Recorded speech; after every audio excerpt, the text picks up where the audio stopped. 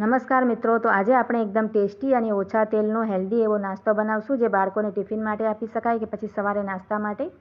તેના માટે આપણે એક બાઉલમાં 1 કપ જેટલો સૂજી એટલે કે રવો લઈ લઈશું.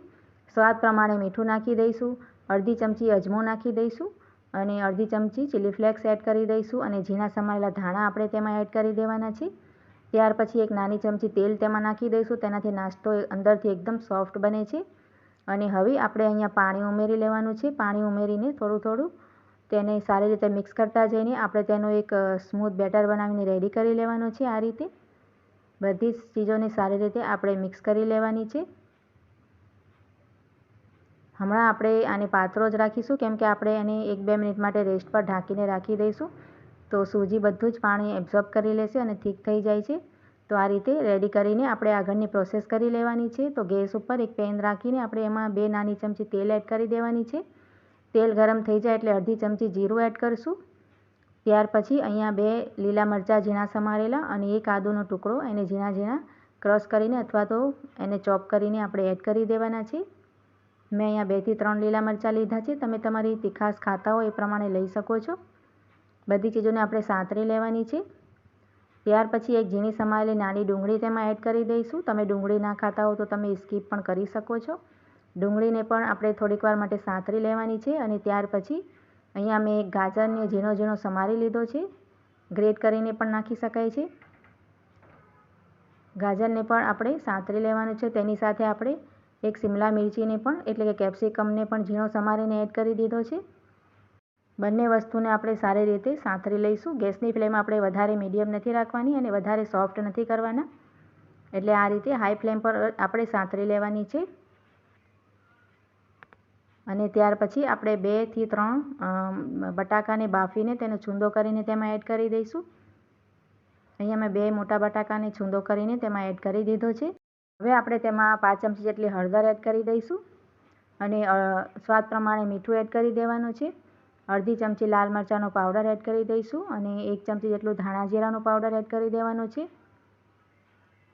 અહીંયા અડધી ચમચી ચાટ મસાલો કે પછી લીંબુ પણ તમે નાખી શકો છો. અડધી ચમચી ગરમ મસાલો એડ કરી દઈશું અને હવે બધી જ વસ્તુઓને સારી રીતે આપણે મિક્સ કરી લઈશું. આ રીતે આપણે બટેટાને સારી રીતે છૂંદો કરીને તેનું એક ફિલિંગ આપણે રેડી કરી લેવાની છે. આ રીતે મેશ કરીને બટેટાને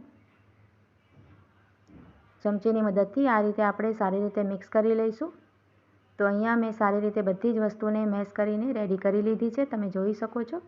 હવે આપણે ગેસની ફ્લેમ ઓફ કરી દઈશું અને તેમાં ઝીણા સમારેલા ધાણા એડ કરી દેવાના છે અને ગેસથી તેને નીચે ઉતારીને આપણે ફિલિંગને ઠંડી કરી લઈશું. ત્યાર પછી આપણે સૂજીને પણ ચેક કરી લેવાની છે. સૂજી એકદમ આપણી ઘટ્ટ થઈ ગઈ છે.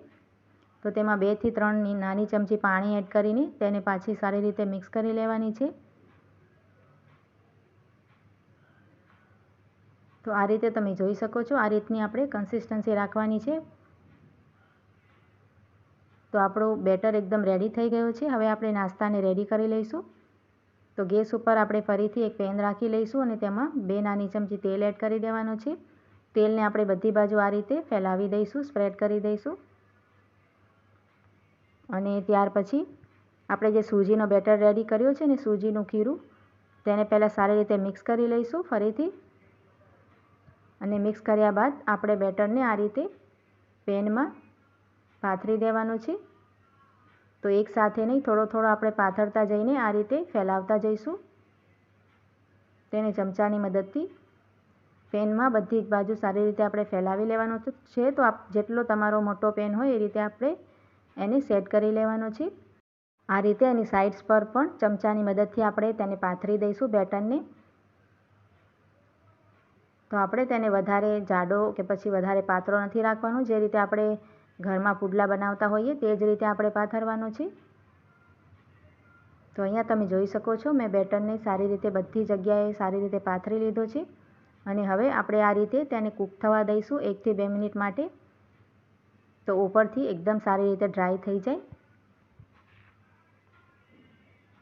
તો અહીંયા 1 થી 2 મિનિટ માટે તેને મેં કૂક કરી લીધો છે અને ઉપરથી સરસ રીતે ડ્રાય થઈ ગયો છે. હવે આપણે જે ફિલિંગ રેડી કરી છે ને બટાકાની અને શાકભાજીની, તે આપણે લઈ લઈશું અને તેની ઉપર ફિલિંગને પણ પાથરી દઈશું. આ રીતે તમે જોઈ શકો છો. એ જ રીતે આપણે ફિલિંગને તેની ઉપર પાથરી દેવાની છે. બધી જ બાજુએ આ રીતે ચમચાની મદદથી કે પછી હાથની મદદથી આપણે આ રીતે તેને સ્પ્રેડ કરી દઈશું બધી બાજુએ. તો આ રીતે કિનારી પર પણ સારી રીતે આપણે લગાવશું ફિલિંગને.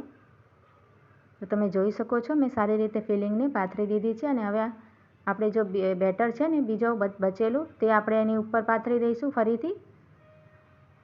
સૂજીનો જે આપણે બેટર રેડી કર્યો છે તેની પાછી એક લેયર આપણે ઉપર પાથરી દેવાની છે. અને બટેકાની જે ફિલિંગ છે ને તેને સારી રીતે કવર કરી લઈશું આપણે સૂજીના બેટરની મદદથી. આ રીતે બધી બાજુએથી સારી રીતે કવર કરી લેવાનો છે આપણે.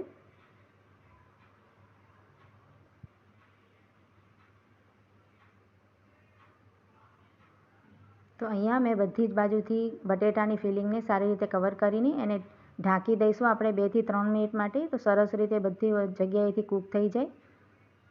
તો તમે જોઈ શકો છો એકદમ ડ્રાય થઈ ગયો છે અને કૂક પણ થઈ ગયો છે.